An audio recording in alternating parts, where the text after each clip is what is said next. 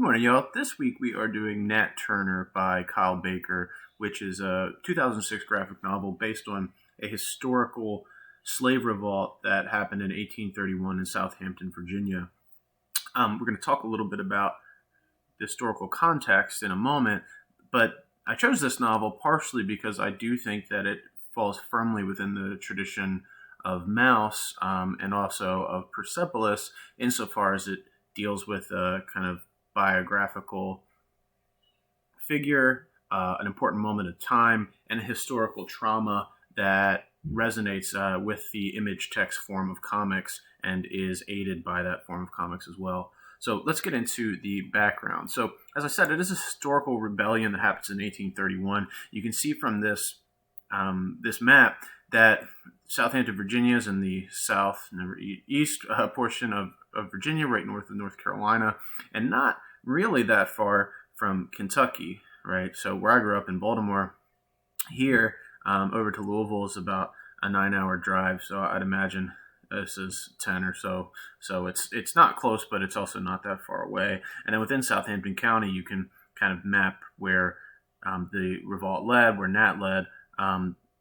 The revolt, and then you can also see various hiding places that he and his father, for example, had over the years. So it did happen in 1831, and the historical events are an important backdrop to the novel. But what I think Baker's interested in, just as much as these historical events, is the figure of Nat Turner, as he says in the prologue or the introduction to this comic, that he could find books on Harriet Tubman and on lots of figures from Black American history, but very few on Nat Turner, and he wanted to kind of fill that gap in the historical record. So this, as I said, is a 2006 graphic novel. It is a slave narrative in certain ways, and it bears similarities to some other narratives in that genre, such as the narrative of the life of Frederick Douglass, Incidents of the Life of the Slave Girl, and others. There's a list of other texts, if this interests you, on page 212 of Nat Turner. And it is based on what I said, the 1831 slave revolt, but also in 1831, a man named Thomas Gray published what he called the Confessions of Nat Turner.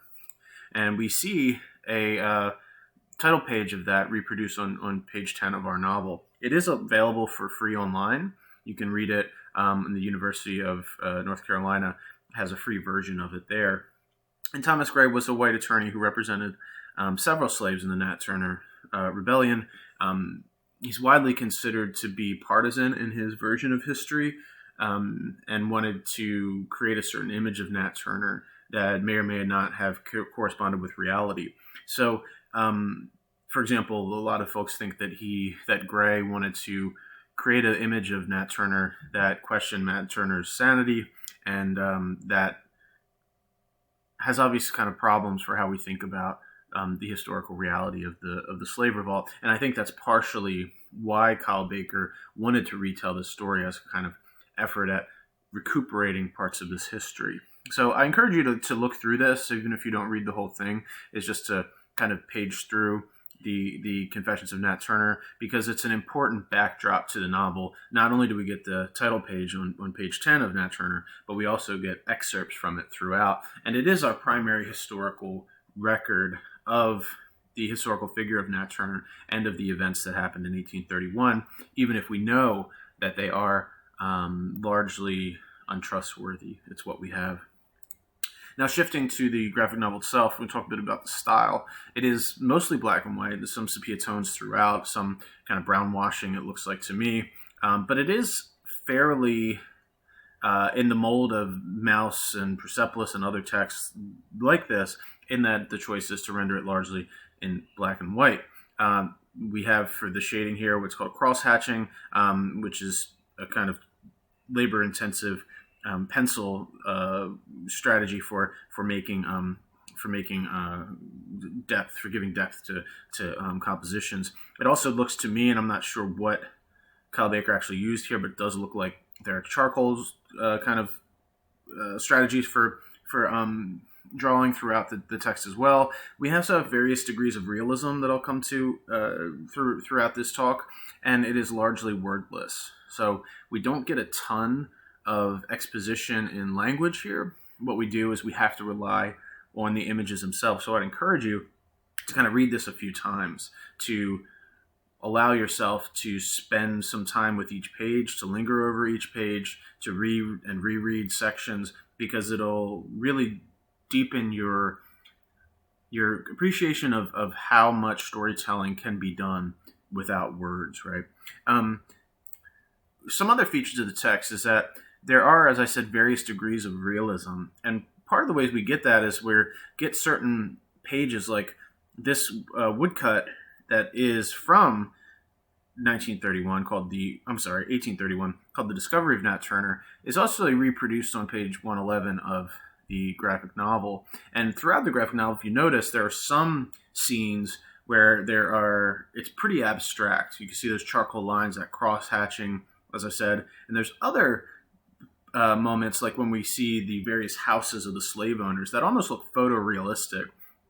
And you also see this, for example, in the beginning of the book, where the slavers have their guns, and the guns look almost like photographs, whereas everything else is a bit more stylized. And I'm really curious why Bob Baker makes these choices to oscillate between levels of abstraction. And I have a question here at the end, so I don't want to say too much about it because I'm interested in what you have to say about it. But here's just a few pages where you might see some examples of what I'm talking about on these different degrees of realism.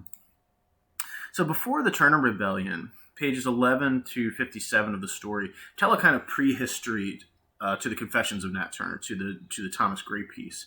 And this is a big chunk of the novel that isn't represented in the historical sources. So it says something about Kyle Baker and what he wants us as readers and as an audience to see, and what he wants us to think about these communities. So we get these images at the beginning of the novel of a really kind of idyllic and pre-slave trade African communities, everyday scenes and courtships, like this guy staring at the woman, and the next page she looks up and he's laughing with his buddies.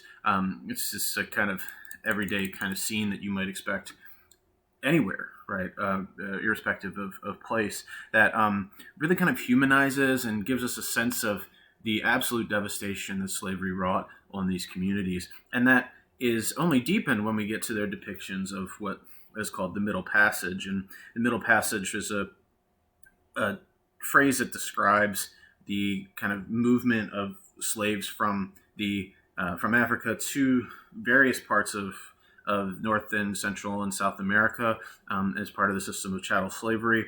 It's estimated that anywhere up to 15 million Africans were enslaved between the 17th and 19th centuries, and that up to 40% of them may have died as part of this Middle Passage, either on the boats.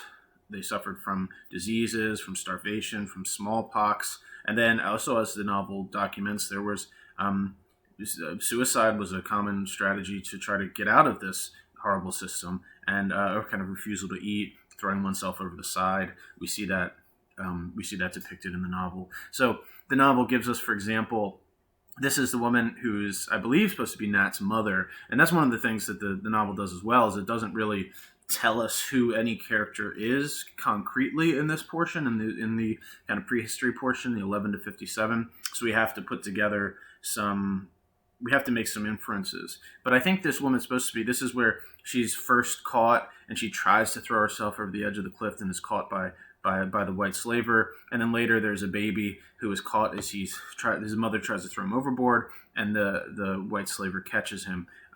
Although it seems later that he may have actually gotten away and the mom bites the arm. I find that scene a little bit difficult to kind of understand.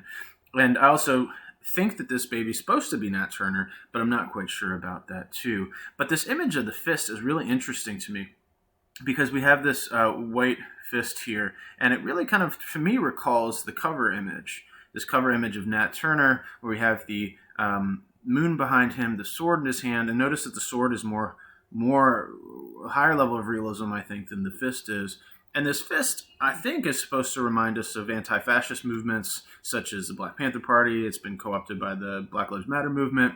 And we also see it, and sorry about the photo bucket here, but with this section where Nat Turner kind of gets his gets his message from God that he is supposed to lead a rebellion, and his fists like clenched towards the sky. So I'm really interested in what the novel's doing with these moments. There's also the moment where the slave who is playing the African drums has his hands cut off, and then we just see the hands there. So what the novel does with just kind of feet, hands, portions of bodies, I think is part of the way the novel's kind of thinking through and critiquing slavery as it kind of breaks down. We don't think of, within a system of chattel slavery, African slaves were not thought of as entire people. They were thought of as like hands. These are kind of metonyms, I think, for the type of labor that was expected.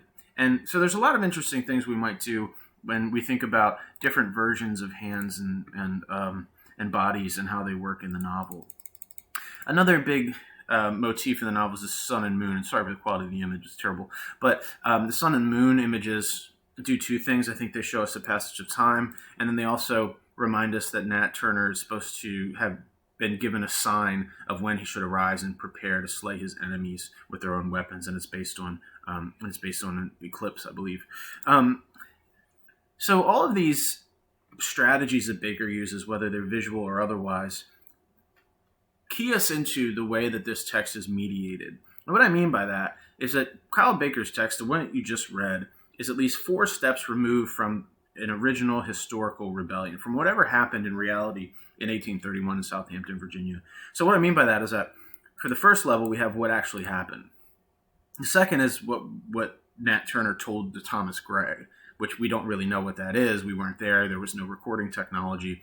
The third is what Gray recorded and published, which I would stress is probably not the same thing that Nat told to Thomas Gray. What Gray recorded and published was motivated by his politics, his beliefs, his what he wanted to get out of that and how he wanted to use it for self-advancement. And then the fourth is what Kyle Baker's adaptation of Gray's account does, right? And particularly those first pages 11 to 57 are almost all Baker's innovations. So this is an interesting kind of problem or opportunity of the text because it creates the space for Baker to kind of make it his own and to add his own spin on this historical figure.